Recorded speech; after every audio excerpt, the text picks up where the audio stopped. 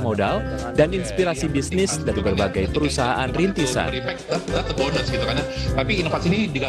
Power Breakfast, Senin sampai Jumat, pukul 8.00, hanya di IDX Channel.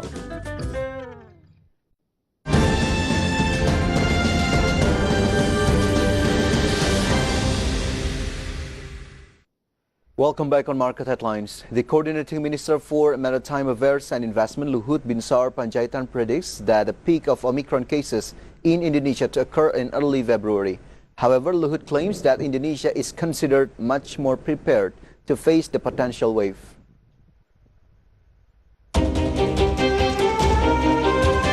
The Coordinating Minister for Maritime Affairs and Investment, Luhut Binsar Panjaitan, said, based on observations of the experiences of other countries, the peak of the Omicron variant will reach its peak in the range of 40 days or faster than the Delta variant.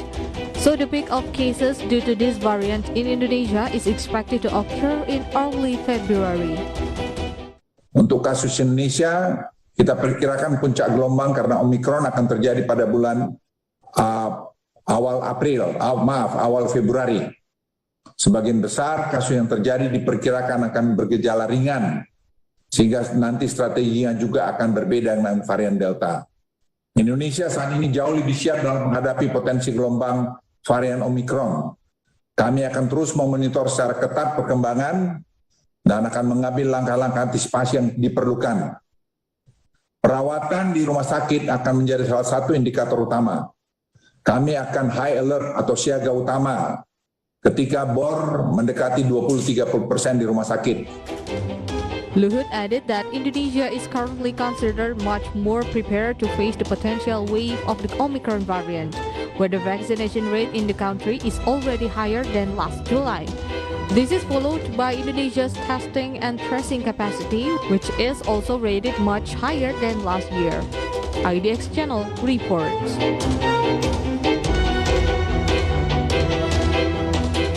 The Ministry of Finance is currently preparing a budget for the third dose of vaccination or booster vaccine.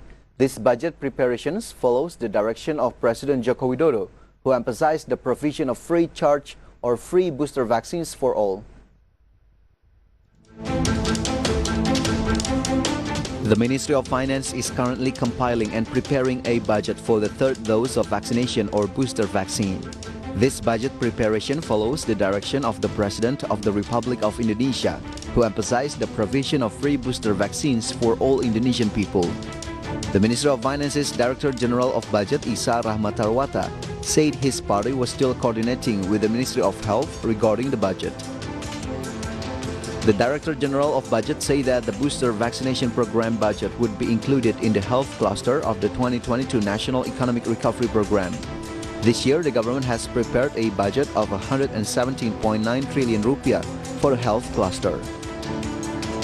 Previously, President Jokowi revealed that the COVID-19 booster vaccine would be provided free of charge to the entire community. According to him, this policy was taken because the government prioritizes the safety of the people. Untuk itu, saya telah memutuskan pemberian vaksin ketiga ini gratis bagi seluruh masyarakat Indonesia. Karena, sekali lagi, saya tegaskan bahwa keselamatan rakyat adalah yang utama. Adapun syarat dan ketentuan yang dibutuhkan untuk menerima vaksinasi ketiga ini adalah calon penerima sudah menerima vaksin COVID-19 dosis kedua lebih dari 6 bulan sebelumnya. On the other hand, the government received a booster vaccine grant. COVID-19 Vaccines Global Access will provide an additional free vaccine for 10% of the population. Vaccine grants make procurement budgets more efficient. IDX Channel reports.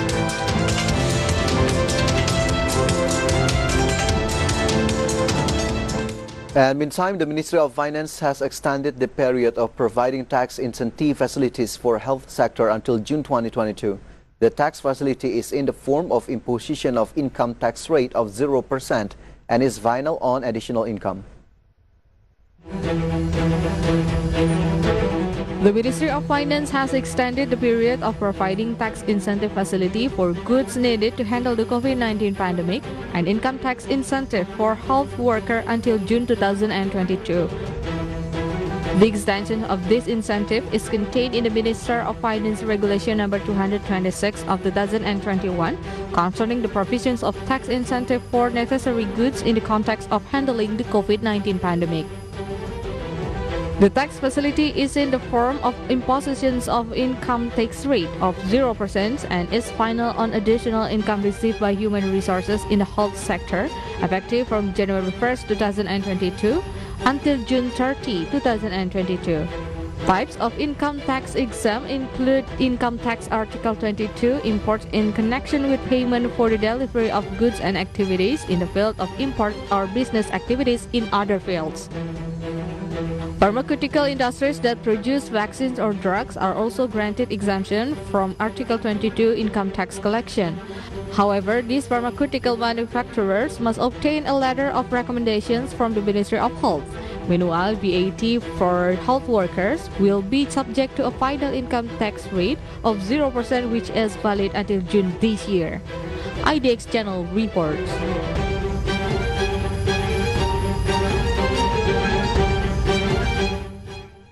The Corruption Eradication Commission or KPK confirmed the possibility to expand the alleged corruption case incriminating non-active Bekasi Mayor Rahmat Effendi. KPK Deputy Chairman Nurul Gufron in a written statement said that KPK is still focusing on corruption cases in the form of bribes and gratuities, and all of them are possible to be developed. Nurul continued that the possibility of the case development was based on the possibility of bribery and gratification, which was not only found during the sting operation but also on the irrational assets of the parties concerned. The anti-graft body's deputy for enforcement execution, Karyoto, aided the results of the investigation by the Financial Transaction Reports and Analysis Center or PPATK on whether or not the alleged crime of money laundering is found will be taken into consideration by the KPK to develop the case.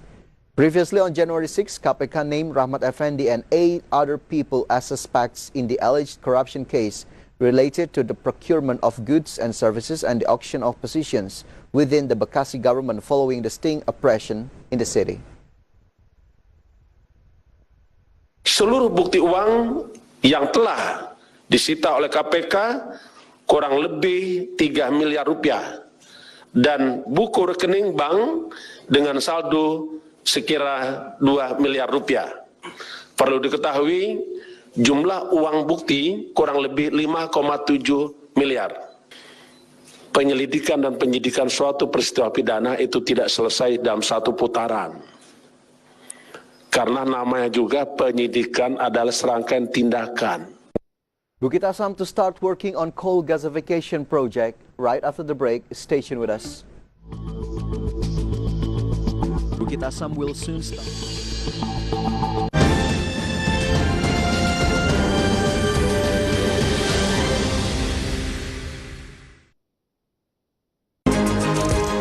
IDX First Session Closing Market Senin sampai Jumat pukul 11.30 hanya di IDX Channel.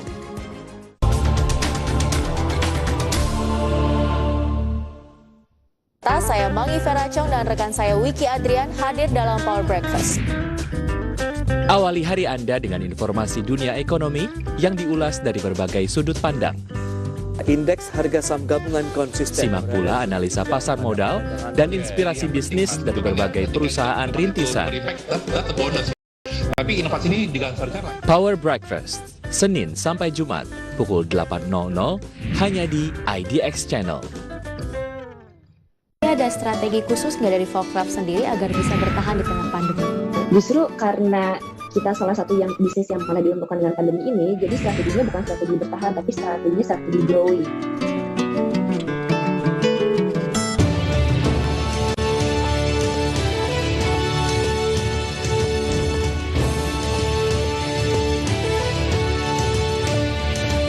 Awali hari Anda dengan informasi terkini yang kami kemas dalam berita teraktual dan berkualitas.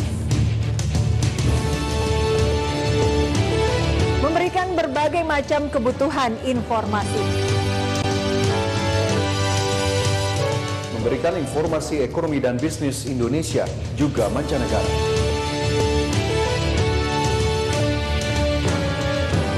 Merupakan hal penting dalam mendukung keputusan investasi Anda.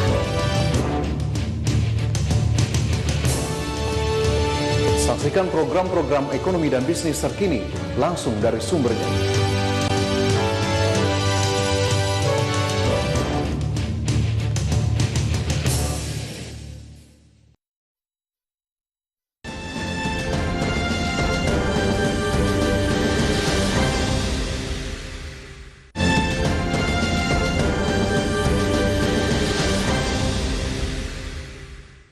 You're watching Market Headlines. At the Jakarta Composite Index intraday movement earlier today, JCI was open at the level of 6,662.35, and then approaching the closing time of the first session, the index was on the level of 6,697.74, and then the index was showing weakening trend by the second session closing time.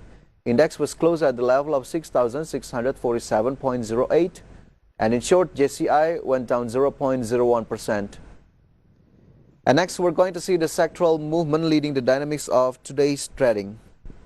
We got basic industry as the strengthening trend that went up 1.05%, energy went up 1.04%, technology as the leader of weakening trend went down 2.17%, and finance went down 1.02%. And moving on to top gainers and top losers, from top gainers, Adaro Minerals went up 24.58%, Bank Rakyat Indonesia went up 0.24%, BBYB went up 2.25%, and Harum Energy went up 6.42%. And from top gainers, let's see the top losers. Aneka Tambang went down 6.97%, Arto went down 2.59%, Adaro Energy went down 1.28%, and Bukalapak went down 6.7%.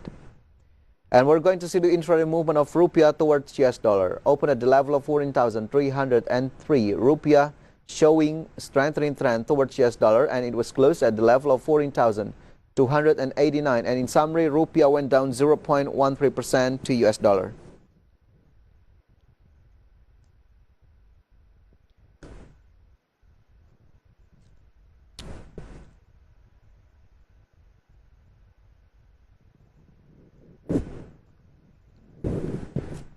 Bukit Asam will soon start working on the coal gasification project into dimethyl ether this year. Cultivation of the project is carried out after the relevant parties have signed an agreement.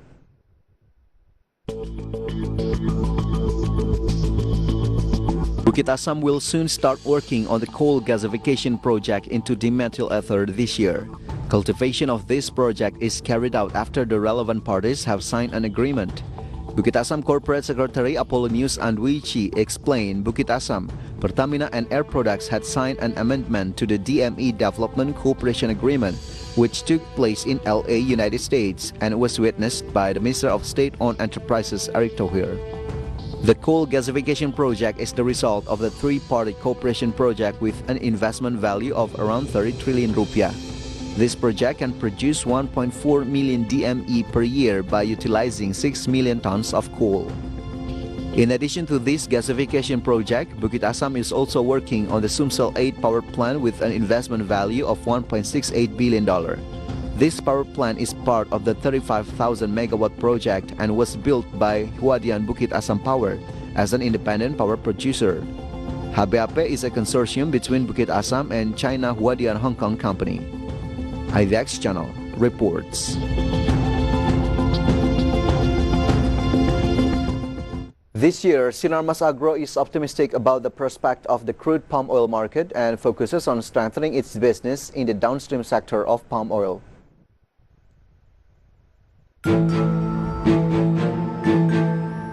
This year, Sinarmas Agro Resources and Technology is optimistic about the prospect of the crude palm oil market and focuses on strengthening its business in the downstream sector of palm oil. According to Pinta Chandra, Investor Relations, Sinarmas Agribusiness and Food, the company is still processing reports on the realization of CPO production in 2021 and production targets in 2022. Meanwhile, by third quarter 2021, CPO production grew 7.5% year-on-year. The trend of increasing CPO prices that continues in early 2022 can be a distinct advantage for the company. On the other hand, weather disturbances are a challenge because they are uncontrollable and can affect the production of oil palm plantations. The company also remains focused on implementing best practices in the management of oil palm plantations. Pinta added, in the midst of high CPO prices, the company remains focused on maintaining the sales portion of palm products in the domestic and export markets, which are both around 50%. It is estimated that such a large portion will continue in 2022. IDX Channel reports.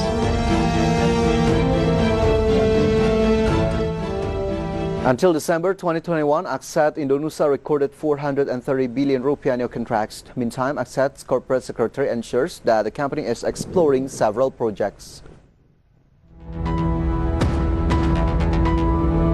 Although there were a number of delays in the tender due to the impact of the COVID-19 pandemic, until December 2021, the new contract for Aksat Indonesia recorded that it had reached 430 billion rupiah.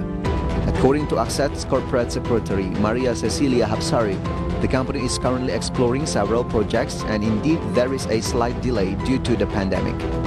Maria added, in the midst of challenging conditions due to the pandemic, the company continues to be committed to improving performance.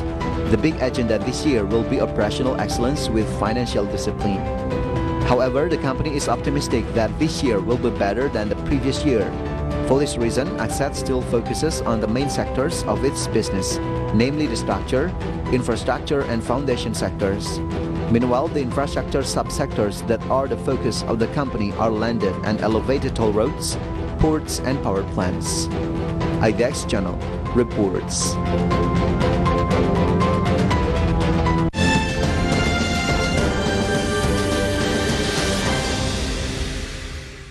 And from market condition, as the efforts in achieving herd immunity is still going on, here it is an update data about COVID-19 vaccinations in Indonesia.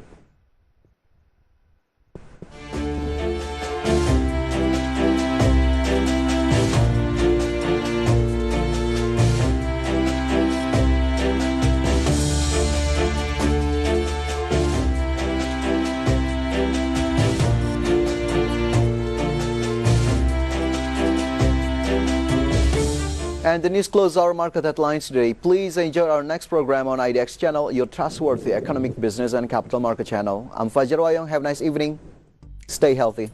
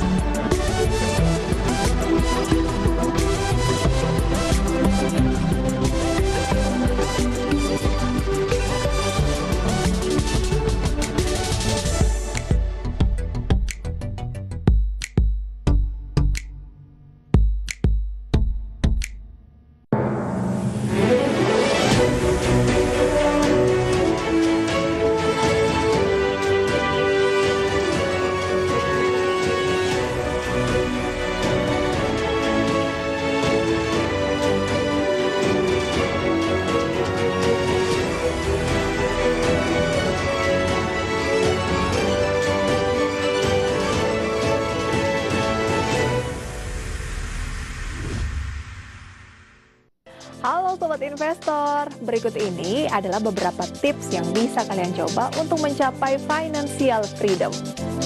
Yang pertama, pahami kondisi finansial. Kalian harus paham